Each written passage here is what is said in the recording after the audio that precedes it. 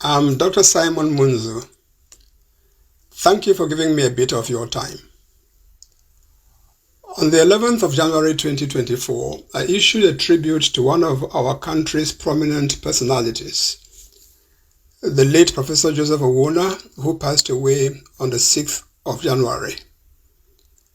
In the tribute, I mentioned the speech that I delivered at the opening of the Major National Dialogue in Yaoundé in 2019 that the late professor and I attended.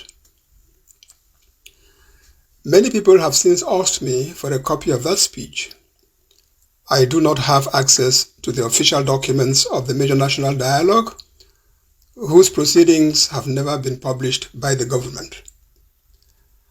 I decided, therefore, to record my speech in English and French for the benefit of those who might wish to have it in audio format. Here is the English version. It will also be circulated in its written form in the two languages. The only thing that is missing here is the applause that repeatedly punctuated the delivery of this speech at the Major National Dialogue. Please listen, reflect, discuss, and share. Thank you. Your Excellency, the Honorable Prime Minister, Head of Government, I sincerely thank you for the honor of inviting me to deliver one of the keynote addresses at this first plenary session of the Major National Dialogue on the situation in the northwest and southwest regions of Cameroon. It is well known by Cameroonians that since the early 1990s, from inside the ruling CPDM, where I was National Secretary for Economic and Social Affairs of the Central Committee, and as senior lecturer at the University of Yaoundé, hence a civil servant, I insistently drew the attention of our leaders and governing elite to the existence of an Anglophone problem that needed to be taken seriously and addressed. My party did not listen to me. That was a long time ago. In the light of the events of the past 3 years, I could justifiably say today to my former colleagues of the CPDM, Je vous avais dit. But I won't do that. I want us to look forward. Since the beginning of this crisis, I have relentlessly advocated the convening of a national dialogue on the situation, to be preceded by a preparatory meeting of the people of the southwest and northwest regions. I regret that this preparatory meeting did not take place, but I am delighted that a major national dialogue on the situation in the northwest and southwest regions is now taking place. I applaud the President of the Republic, Head of State, for convening the dialogue, and congratulate you, Honorable Prime Minister, Head of Government, for being designated by the Head of State to chair it. Honorable Prime Minister, Your Excellencies, distinguished participants, my fellow Cameroonians, ladies and gentlemen, the subject of my address is the crisis in the southwest and northwest regions of Cameroon, lessons from our past and vision for our future. The crisis in the southwest and northwest regions of Cameroon, lessons from our past and vision for our future. Today is the 30th of September 2019. Tomorrow we will enter into the month of October. It will also be the beginning of the 4th year since the ongoing crisis in the northwest and southwest regions of our country started in October 2016. We meet here this week to trace the path for the return of peace to these two regions and the return to normalcy of the lives and livelihoods of their inhabitants. We do so in the full understanding that we cannot get peace if we do not provide justice. To attain this objective, we must be willing, as we sincerely and truthfully examine the situation, to draw the lessons from our past and define a vision for our future. In the final analysis, who are we? We are the sons and daughters of a territory whose overall boundaries were set not by us or our ancestors, but by foreign powers in treaties to which we were not a party. A territory which was divided into two zones of unequal size, again under the terms of treaties between foreign powers to which we were not a party.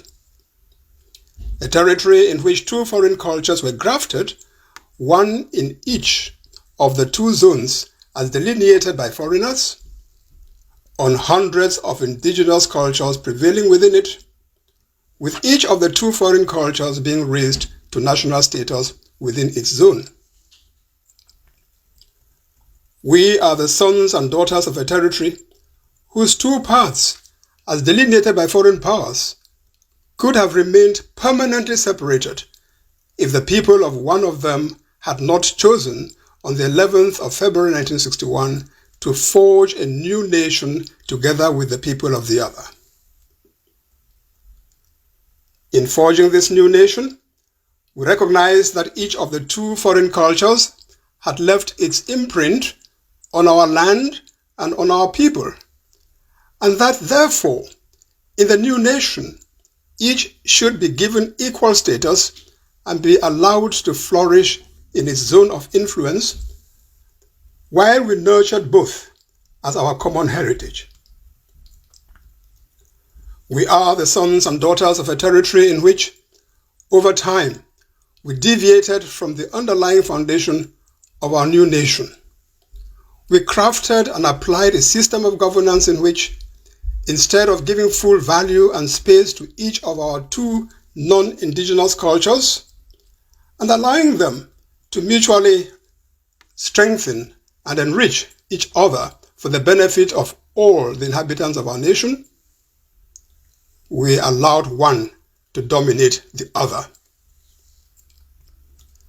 This national dialogue offers us the opportunity, during the discussions in plenary and committee sessions, to illustrate this phenomenon that lies at the root of the current crisis, so that there should be no doubt as to its reality and the pervasiveness of its effect. We are the sons and daughters of a nation in which the governing elite at national, regional, and local levels, and the people whom they govern, hardly dialogue with one another, thus failing to nurture a culture of mutual tolerance, of adherence to shared values, and of pursuit of the general interest among Cameroonians at home and in the diaspora. There has been a tendency to use the apparatus of the state to silence the voices of citizens and impinge on their civil liberties. Citizens, on their part, have tended more and more to defy state authority and to resort to the street as their preferred forum for expressing their grievances and making their voices heard. We are the sons and daughters of a nation in which we have ingrained in our psyche the perception that only the viewpoint of the governing elite should shape the policies of our country in all spheres, thus making it impossible for citizens who do not hold public office to inject their expertise constructively into the conduct of our governance and the formulation of policies and strategies in all spheres of our national endeavor. We are the sons and daughters of a nation in which we neglect the teaching of the history of our country and the promotion of knowledge about its key actors over the decades. By so doing, we create the conditions for the distortion and truncating of this same history by perverse forces, as has been so amply demonstrated in the course of the crisis that we now witness in the southwest and northwest regions of our country.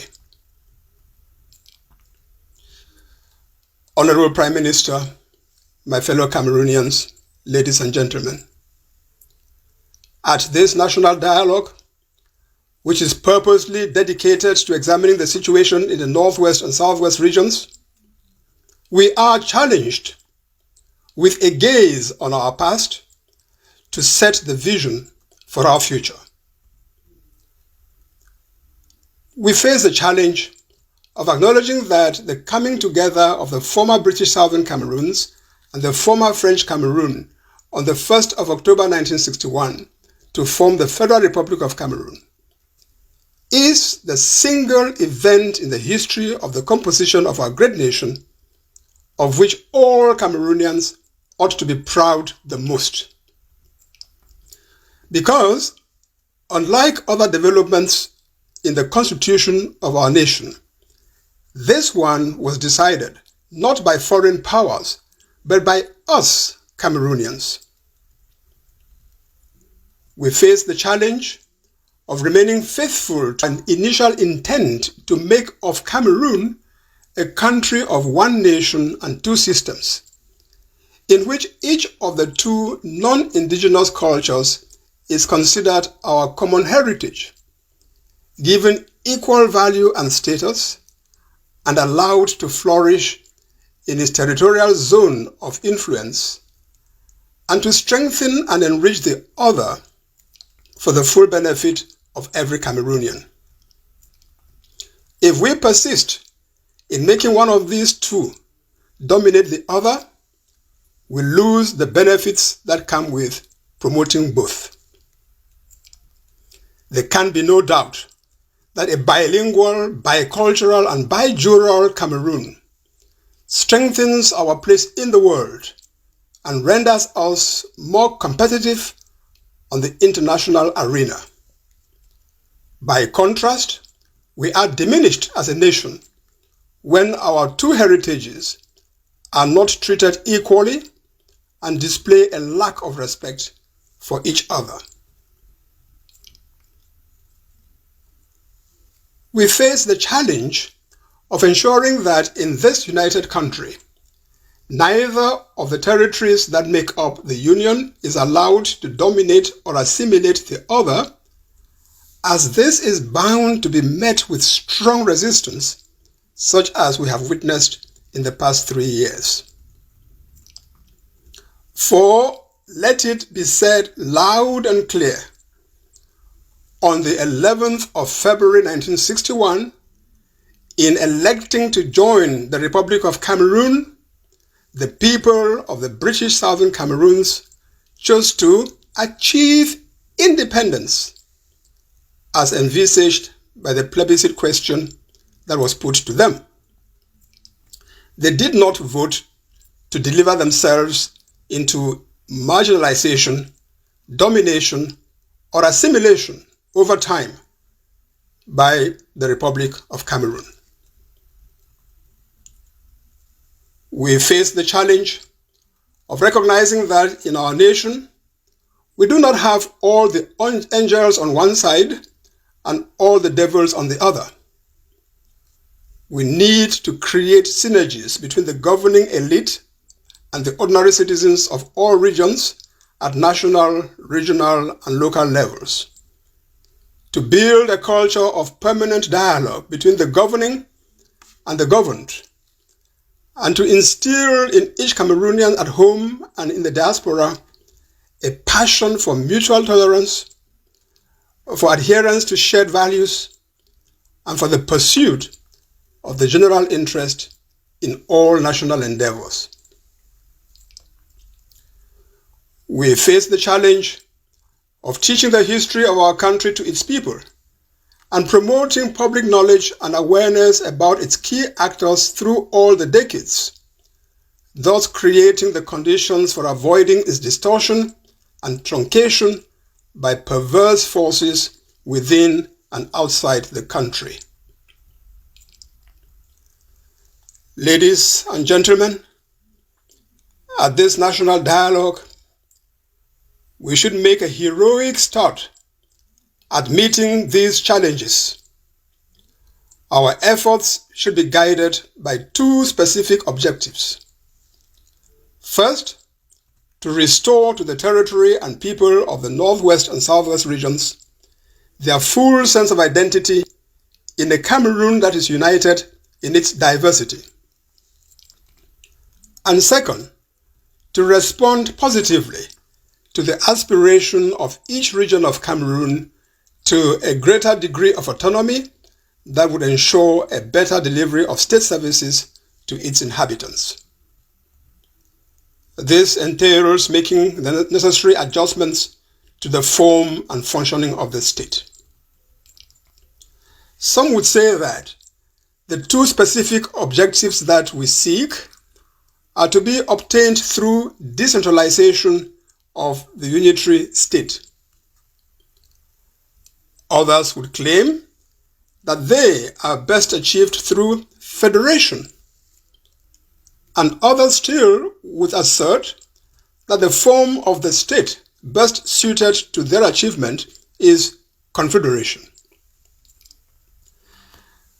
My personal preference, as is well known, is for a federation.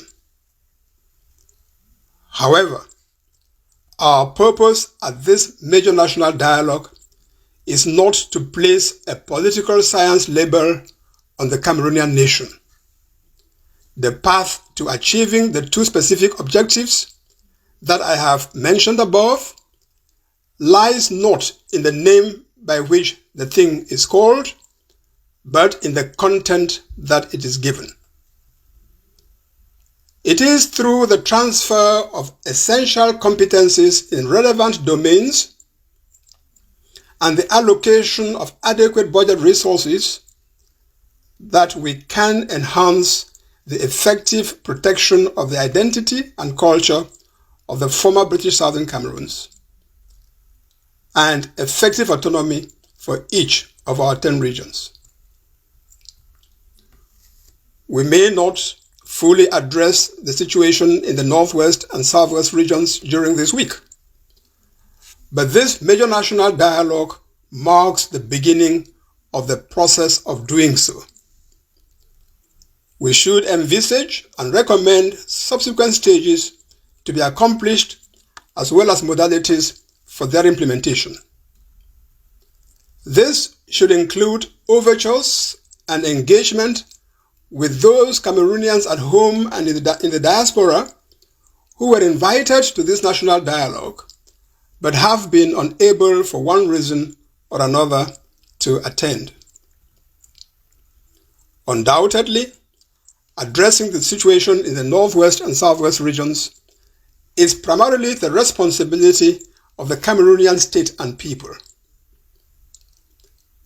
However, this does not preclude the possibility, where necessary and appropriate, for Cameroonian actors to cooperate and collaborate with international actors to achieve positive results. We encourage you, Honorable Prime Minister, to pursue such international cooperation and collaboration in your quest for a lasting solution to the situation in the Southwest and Northwest regions. Your Excellency, the Prime Minister, distinguished participants, my fellow Cameroonians, ladies and gentlemen,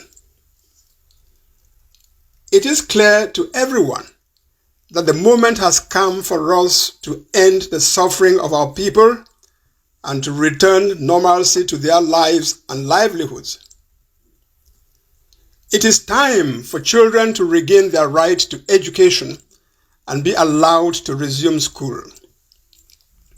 It is time for the tens of thousands of refugees in Nigeria and the hundreds of thousands of internally displaced persons to return to their homes in their towns and villages. It is time for the functioning of the economy to resume its normal course in the Northwest and Southwest regions. This week offers us the opportunity to work together to ensure justice and peace for the inhabitants of the Southwest and Northwest regions, and to confound skeptics and critics at home and abroad.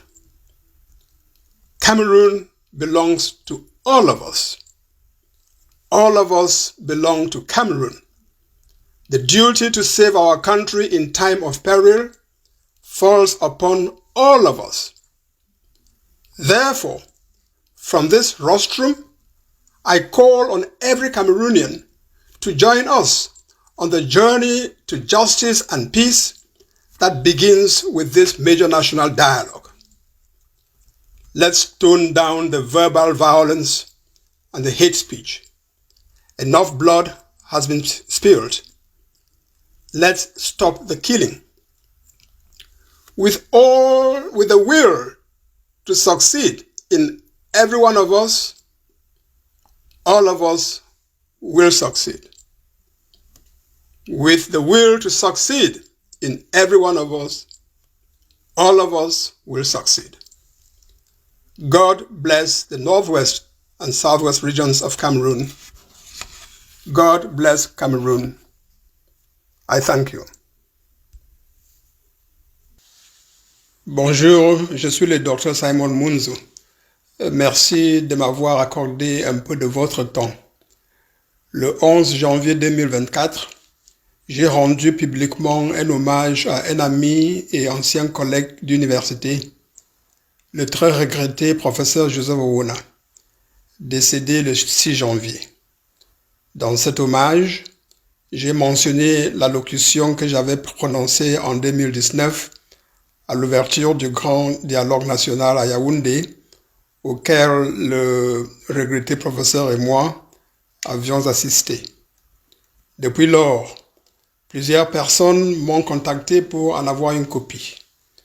Je l'ai enregistrée ici à l'intention de ceux qui souhaiteraient l'avoir en version audio. Elle sera également distribuée sous forme écrite. La seule chose qui manque ici, c'est les applaudissements nourris des participants au Grand Dialogue national. Merci. Excellences, Monsieur le Premier ministre, chef du gouvernement, je vous remercie sincèrement de m'avoir invité à prendre la parole devant cette première séance plénière du Grand Dialogue national sur la situation dans les régions du nord-ouest et du sud-ouest du Cameroun. Il est bien connu des Camerounais que depuis les années 1992-1993, au sein du RDPC, parti au pouvoir, où j'occupais les fonctions de secrétaire national aux affaires économiques et sociales du comité central, et alors que j'exerçais encore comme chargé de cours à l'université de Yaoundé, donc employé de l'État, je n'ai cessé d'attirer l'attention des dirigeants et élites de notre pays sur l'existence d'un problème anglophone qui méritait d'être pris au sérieux et abordé. Mon parti n'a pas voulu m'écouter. Cela remonte à plusieurs décennies en arrière. À la lumière des événements bouleversants de ces 3 dernières années, j'aurais raison aujourd'hui de rappeler à mes anciens camarades du RDPC, je vous avais dit. Mais je ne le ferai pas. Je préfère que nous regardions vers l'avenir. Depuis le déclenchement de cette crise, j'ai préconisé sans relâche la convocation d'un dialogue national sur la situation, précédé des assises préparatoires regroupant les populations des régions du sud-ouest et du nord-ouest. Ces assises préparatoires n'ont pas pu se tenir, hélas. En revanche, je suis ravi qu'un grand dialogue national sur la dite situation puisse enfin avoir lieu. Je félicite le président de la République, chef de l'État, d'avoir convoqué ce dialogue. Et vous, Monsieur le Premier ministre, chef du gouvernement, d'avoir été désigné par le chef de l'État pour le présider. Monsieur le Premier ministre, Excellences, distingués participants, Mesdames et Messieurs, j'ai choisi pour le thème de mon allocution la crise dans les régions du nord-ouest et du sud-ouest du Cameroun, les leçons du passé et la vision pour l'avenir. la crise dans les régions du nord-ouest et du sud-ouest du Cameroun, les leçons du passé et la vision pour l'avenir. C'est le 30 septembre 2019 aujourd'hui. Demain commence le mois d'octobre et le début de la 4e année depuis le déclenchement en octobre 2016 de la crise qui fait rage dans les régions du nord-ouest et du sud-ouest de notre pays. Nous nous réunissons ici cette semaine pour tracer la voie du retour à la paix dans ces deux régions et de la normalisation de la vie et des moyens de subsistance de leur population.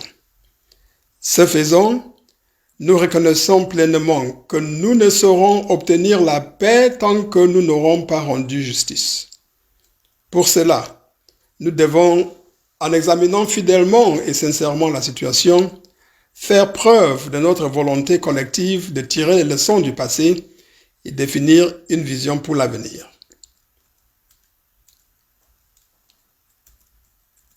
Qui sommes-nous en fin de compte? Nous sommes les enfants d'un territoire dont les limites ont été tracées ni par nous ni par nos aïeux, mais par des puissances étrangères au terme des accords conclus entre elles sans notre participation.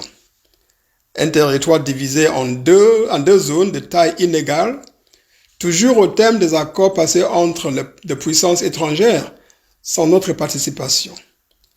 Un territoire sur lequel 2 cultures étrangères ont été greffées sur des centaines de cultures autochtones, chacune des 2 cultures étrangères s'étendant sur l'ensemble de sa zone au point de devenir la culture nationale de celle-ci.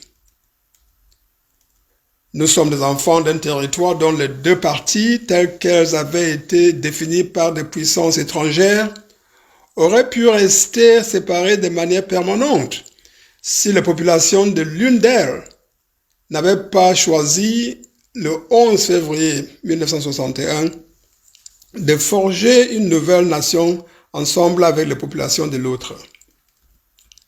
Au moment de forger cette nouvelle nation, nous étions conscients que chacune des 2 cultures étrangères avait laissé son empreinte sur nos terres et sur notre peuple, et que par conséquent, dans la nouvelle nation, chacune devait bénéficier d'un statut égal et prospérer dans sa zone propre, et que nous devions faire des 2 notre patrimoine commun. Nous sommes les enfants d'un territoire sur lequel, au fil du temps, nous nous sommes écartés des fondements sous-jacents de notre nouvelle nation. Nous avons conçu et mis en œuvre un système de gouvernance qui, au lieu de donner toute la valeur et la place à chacune de nos cultures nationales d'origine étrangère, et de faire en sorte que les 2 se renforcent et s'enrichissent mutuellement au bénéfice de tous nos citoyens sans distinction, a plutôt favorisé l'une de ces cultures et œuvré pour qu'elle domine, voire qu'elle supprime l'autre. Ce dialogue national nous offre l'occasion, au cours des débats en séance plénière et en commission, de creuser ce phénomène qui est à la base de la crise que notre pays traverse actuellement. Afin qu'il n'y ait pas de doute ni sur sa matérialité, ni sur le caractère pernicieux du tort qui fait sciemment subir à une partie de notre population, de notre peuple. Nous sommes les enfants d'une nation où, au niveau national, régional et local, l'élite dirigeante et les populations qu'elle gouverne ne dialoguent presque jamais, se rendant ainsi incapables d'instaurer au sein des populations camerounaises, de l'intérieur comme de l'extérieur, une culture fondée sur la tolérance de l'autre, l'adhésion de tous aux valeurs partagées et la poursuite par chacun de l'intérêt général. On tend à se servir de l'appareil d'État pour étouffer la voix des citoyens et empiéter sur leur liberté publique. De leur côté, les citoyens tendent de plus en plus à défier l'autorité de l'État et à recourir à la rue pour exprimer les doléances et faire entendre leur voix. Nous sommes les enfants d'une nation où nous avons enraciné dans nos esprits l'idée que seul le point de vue de l'élite dirigeante devrait façonner les politiques nationales dans tous les domaines, empêchant ainsi aux citoyens qui n'exercent aucune fonction étatique de valoriser leurs compétences et leur savoir dans la conduite de notre système de gouvernance, ainsi que dans la formulation de politiques et stratégies dans tous les domaines de notre entreprise nationale. Nous sommes les enfants d'une nation où nous négligeons d'enseigner l'histoire de notre pays et de valoriser les acteurs clés dont les exploits l'ont façonné au fil des décennies.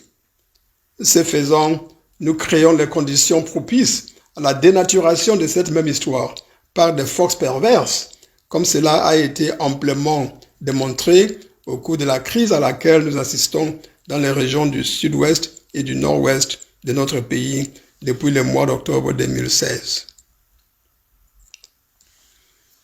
Excellences, Monsieur le Premier ministre, mes chers compatriotes, Mesdames et Messieurs, lors de ce dialogue national consacré à dessein à l'examen de la situation qui prévaut dans les régions du nord-ouest et du sud-ouest, nous sommes tous interpellés, les regards portés sur le passé, à relever le défi d'élaborer la vision qui doit guider notre avenir. Nous sommes appelés à relever le défi de reconnaître que l'unification le 1er octobre 1961 de l'ancien Southern Cameroun sous tutelle britannique et l'ancien Cameroun sous tutelle française pour former la République fédérale du Cameroun représente l'événement de l'histoire de l'évolution de notre grande nation dont tous les Camerounais devraient être fiers le plus. Car, contrairement aux autres faits historiques qui ont émaillé l'émergence de notre nation, celui-ci a été engendré par nous, les Camerounais, plutôt que par de puissances étrangères. Nous sommes appelés à relever le défi de fidélité à notre engagement initial à faire du Cameroun une nation à deux systèmes, où nos deux cultures d'origine étrangère sont à valeur égale, s'enrichissent et se renforcent mutuellement, fleurissent chacune dans sa zone de première implantation et font partie de notre patrimoine commun au profit de l'ensemble des Camerounais.